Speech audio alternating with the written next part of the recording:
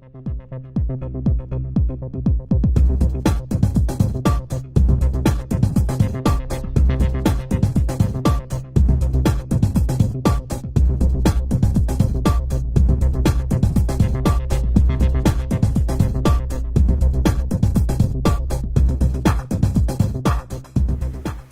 I'm Brad from the TubeClockDB, and today we're looking at the black and wood Nixie clock. It's brought to us today by Nocratech and Nixie Kit World. That's where you buy the components, the tubes, and the actual PCB and enclosure. And it's designed by Dieter of Nocratech and Yanzi Yan. And so, let's do our standard walkthrough and begin the review. Let's begin with our standard size comparison. Here's a can of Diet Coke. Let's do a walkthrough here real quick. So these displays are actually QS30 Nixie tubes. They're Chinese. They're not quite as common as some of the Russian or German tubes. They're actually relatively easy to find on eBay, and one of the other things I really like about them is that there's a bunch of substitutes that are almost exactly the same size and have almost exactly the same internal configuration. And I'll post a list of actually all of the different substitute tubes. But in practice, what it means is if you break one of these, you can replace it without too much difficulty, or you can find substitutes so you can always have a spare set of tubes on hand. So we have this nice metal finish. It looks a lot like actually my X2000 Numatron clock. I'll post a link to that review here just for comparison. Actually, it's almost exactly the same thing here if you were to stack it like this. These little colon indicators, I don't know if it's going to show up on the video. We'll get a close-up of them here in a couple minutes.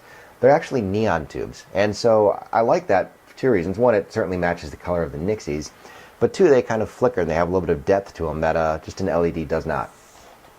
Let's flip it around. On the back side, we have our DC input. We have our connector here, which is where we'll connect our GPS, our DCF receiver, or we can actually use this for the alarm output. And we'll talk more about that here in a minute. We have the 3 buttons for adjusting the menu settings, and that's about it for this device. There's not much more to it. It's a kind of a compact design. Put on my macro lens because I want to take a look at these little miniature neon indicators. You can kind of get an idea from the size of my finger just how small they are. They certainly match the color of the Nixie tube, which I'm sure is the reason that they went with them. But the fact that they have this little ball of glass at the end means that they kind of refract light kind of in a unique way, a way that an LED can't really emulate. And I don't know if you can see this too well in the video or not, but they flicker a little bit too. You can actually see the glow inside the tube jumping around a little bit. And it kind of gives them a little bit of a detail that you really can't get any other way. And while I don't think the flickering and the actual shape of the glass here was a huge design consideration, it's one of the little features that I particularly appreciate in this device. These are the QS30 Nixie tubes. If you're not familiar with them, I wanted to make sure that you had a nice shot so you could see all the individual digits. Unlike some of the Russian tubes, they all have properly formed numerals. There aren't any upside down 2s or 5s or anything like that. But the big appeal to me is, well, one, the tubes are socketed, and two, there's a bunch of replacements. So you can go on eBay for relatively cheap and find a replacement tube. The numerals might not be identical, but you could also buy 6 or 12 of them and have a backup set for when you need them. Now, these tubes should last a long time, but I generally prefer to get a spare set anyways. I like to use GN4 tubes. They're the same shape, of course, but they have a nice orange coating on them. The downside is that it blocks the nice blue LED backlighting, and we could talk more about that here in a little bit. But the point is you have different options with these tubes. So let's talk through some of the features here in a second. If you notice in the unit second digit here, it's actually kind of quickly flipping through all of the digits. And so this clock has a couple different display modes. You can have it just simply switch digit to digit. You can have it cross-fading like it was in the previous video. Or you can have this kind of little flip effect, which I'm kind of a fan of here. It's a little bit more decorative, just as a transition between the digits. And I'll show you how to change that here in a minute. As far as anti-cathode poisoning features goes, there's a couple things you can do. Right now, what you're going to see come up at the end of the minute is kind of a rolling effect across all of the digits. And so just for the sake of this demo, I have the clock going through this once per minute for 6 seconds. You can change the frequency and the duration of that. And lastly, you can program the device to turn off at certain times of the day. This is useful for if you want to have the device, for example, shut off at night. This clock has a thorough menu system. And so instead of going through every single option, I want to talk about just one or two here to give you an idea of how it works.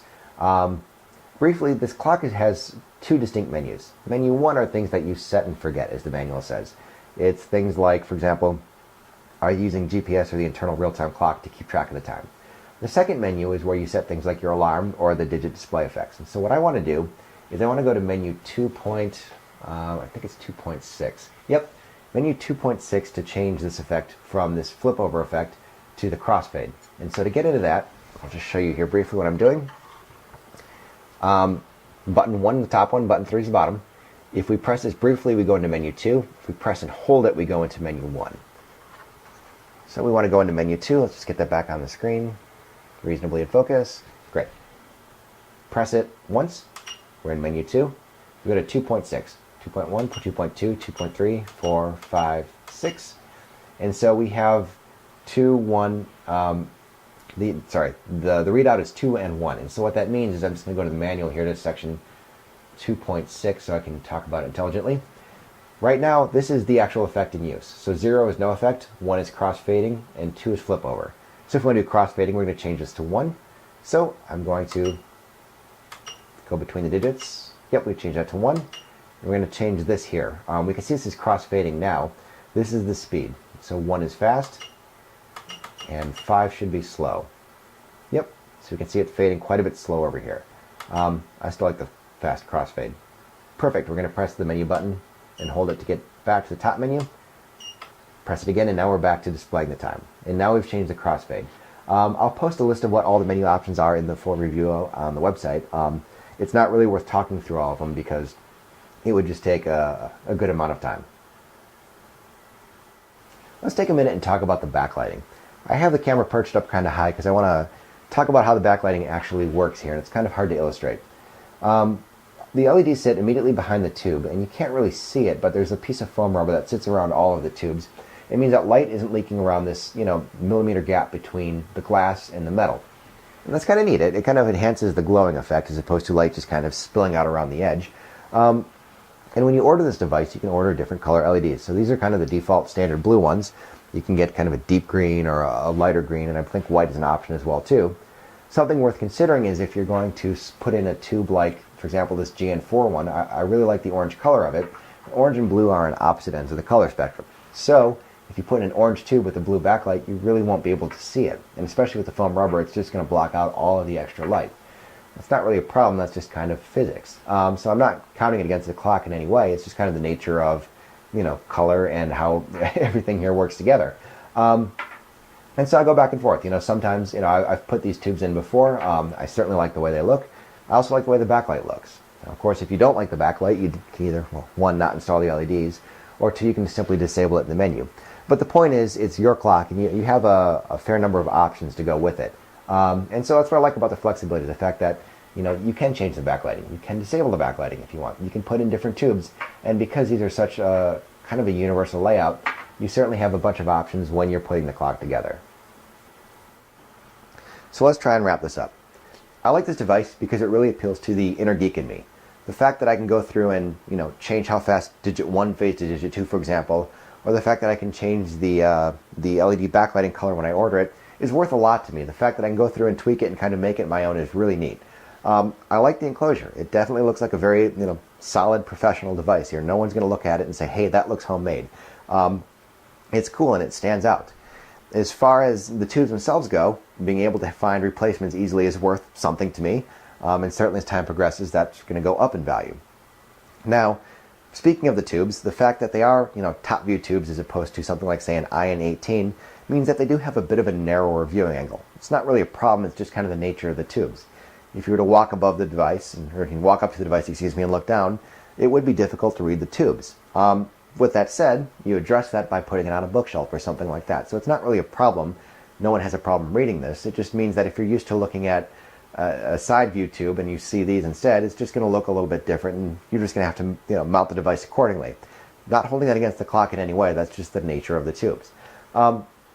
All in all, it's a solid device. I'm really happy with it. It sits on my desk. It's been sitting on here for about 2 weeks while I kind of study it and play with it, and I like it. It's a solid design. So go check it out. Easiest place is probably go to nokratek.com. They have links to buy the tubes and to buy the kit, and I'll post more information in the written review. As usual, if you have any questions, just leave a note in the comments and I'll do my best to answer them.